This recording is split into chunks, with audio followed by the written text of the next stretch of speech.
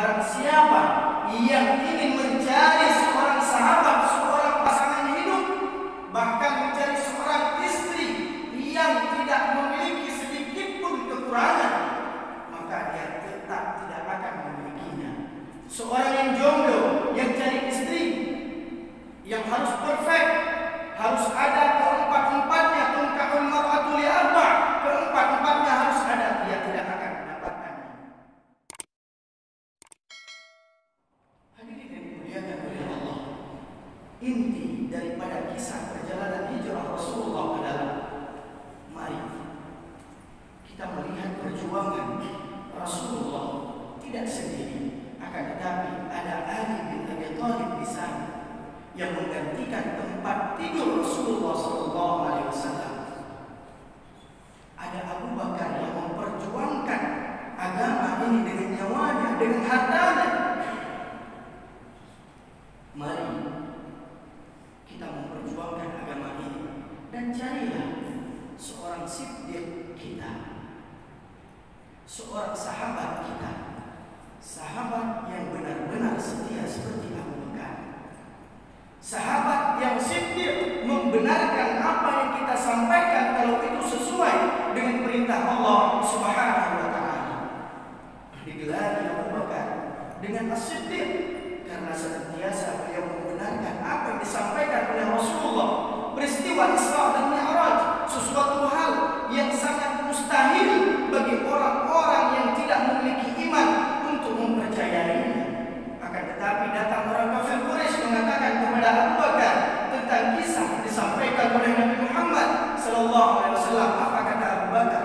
Seandainya Muhammad menceritakan lebih daripada kisah ini, sungguh aku akan mempercayainya dan aku akan beriman kepadanya.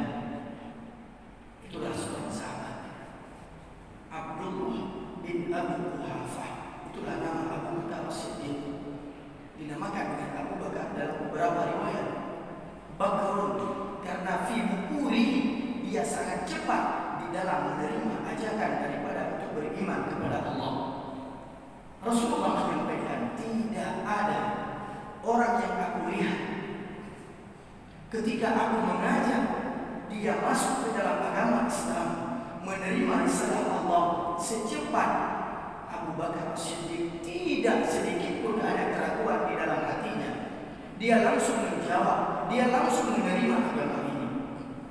Abu Bakar As-Siddiq selisih usia dengan Rasulullah SAW 2 tahun 6 bulan di dalam riwayat Ibnu Katsir.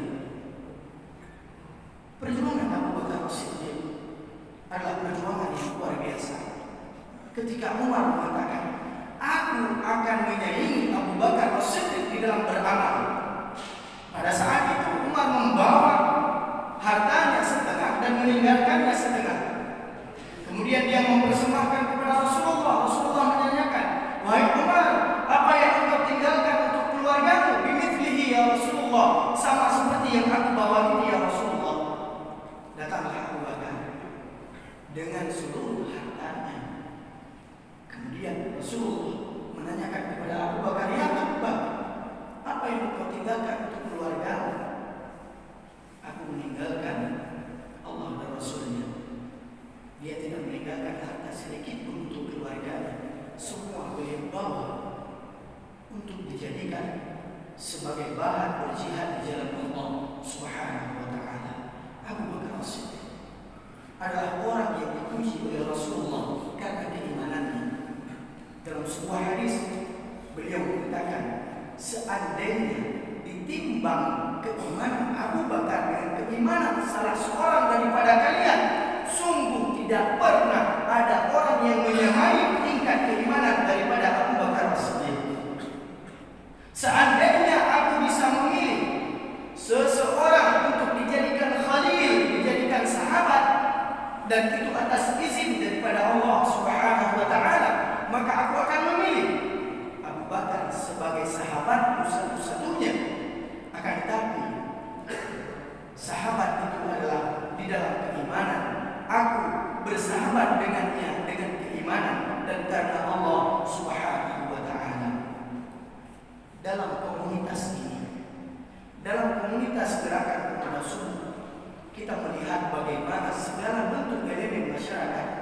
setiap bentuk komunitas masyarakat, komunitas pemuda-pemudi, anak-anak, orang tua yang bergabung di dalam gerakan pemuda subuh ini dari berbagai kalangan, tidak lain tujuannya adalah untuk memperoleh ridha Allah Subhanahu wa taala. Bergeraknya kita hari ini setelah beberapa waktu kita terhenti oleh pandemi ini, kita doakan kepada Allah agar ini cepat diangkat oleh Allah dan kepada kita diberikan kesehatan sehingga kita tenang di dalam berubudiah kepada Allah Subhanahu wa taala. Imam Syafi'i mengatakan, seandainya kalian mendapatkan seseorang sahabat yang bisa membawa kalian kepada jalan Allah, maka pegang eratlah tangannya, jangan pernah kau lepaskan. Sungguh melepaskannya adalah hal yang mudah, akan tetapi mendapatkannya adalah hal yang sangat sulit. Ibnu Al-Mubarak mengatakan di dalam kitabnya Az-Zuhud, apa yang beliau sampaikan? Seseorang pemuda, seseorang sahabat ketika dia masuk ke dalam surga Allah nanti, dia akan mencari sahabatnya. Dia akan mencari sahabat-sahabatnya yang berada di dalam shaf salat. Dia akan mencari sahabatnya yang sama-sama berpuasa.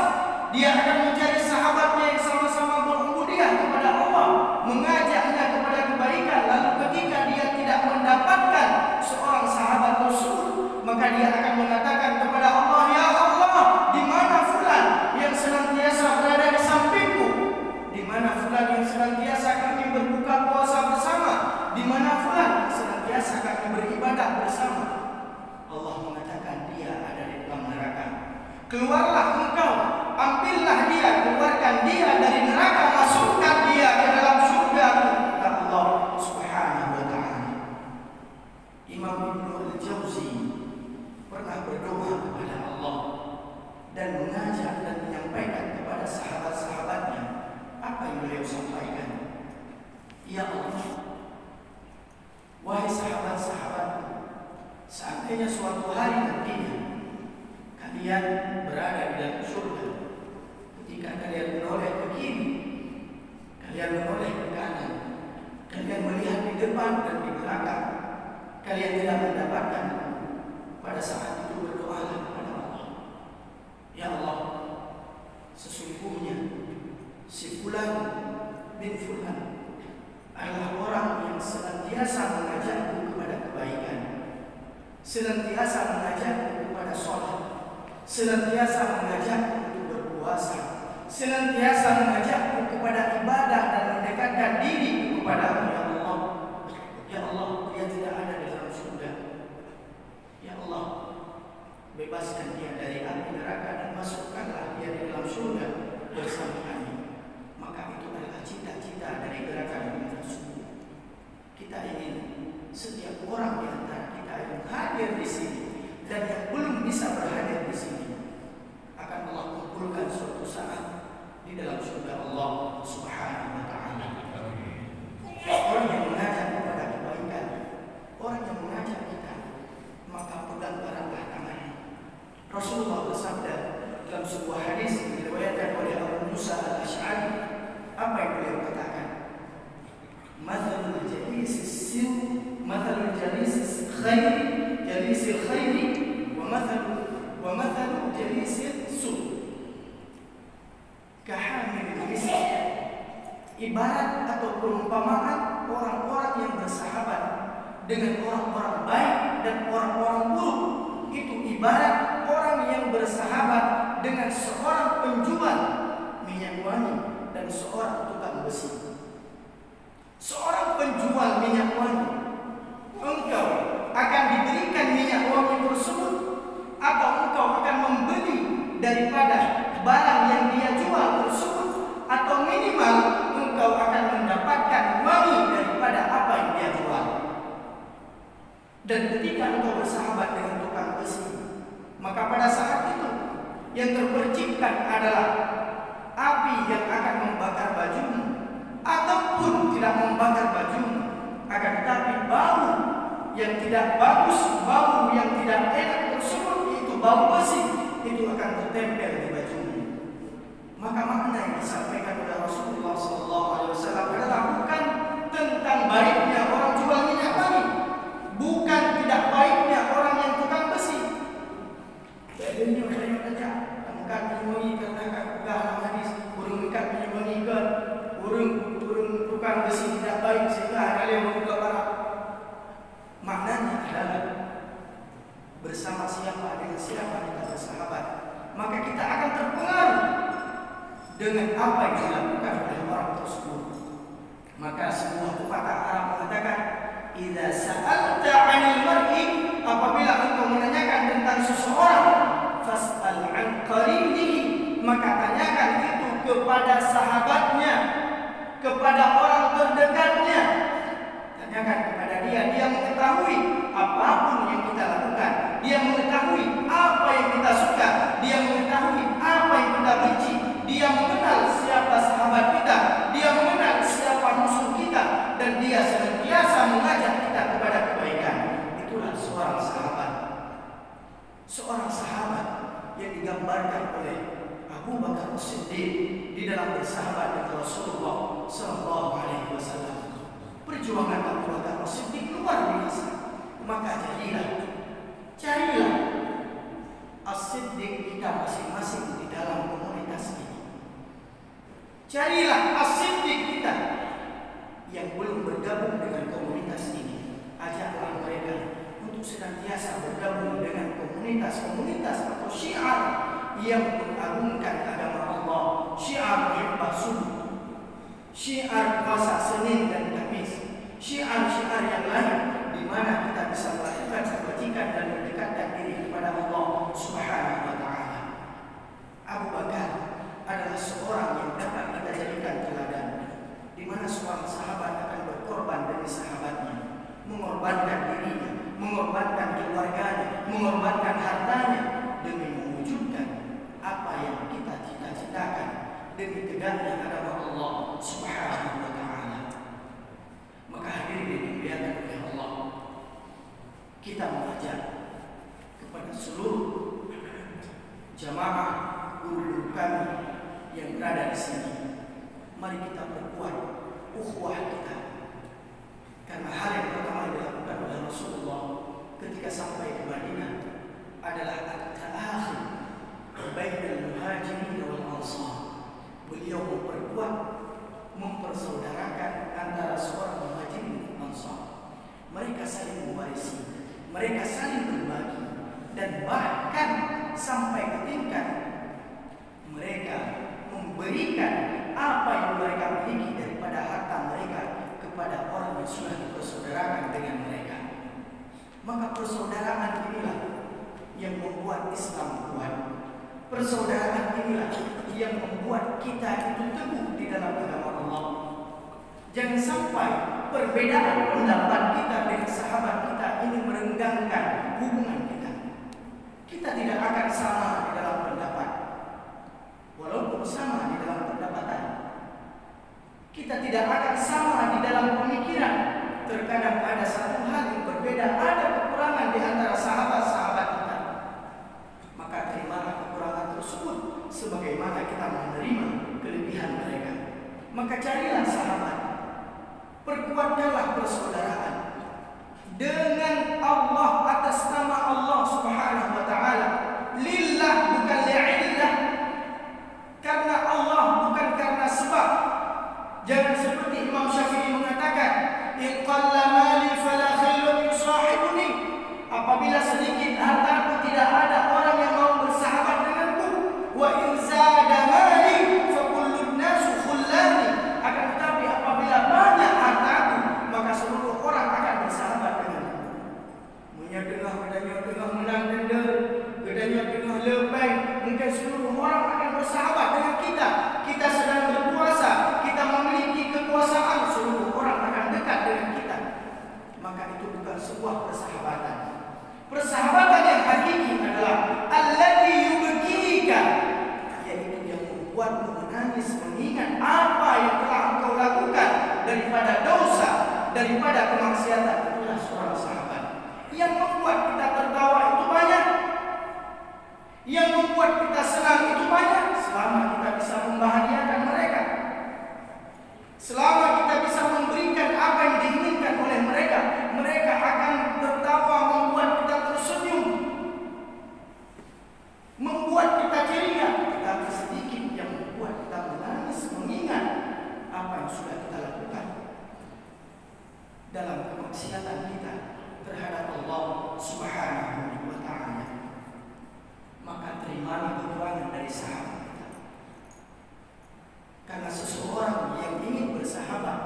dengan seseorang yang tidak memiliki kekurangan, sungguh dia tidak akan mendapatkan seorang sahabat.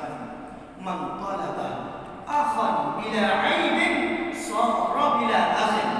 Barang siapa yang ingin mencari seorang sahabat, seorang pasangan hidup, bahkan mencari seorang istri yang tidak memiliki sedikit pun kekurangan, maka dia tetap tidak akan memilikinya.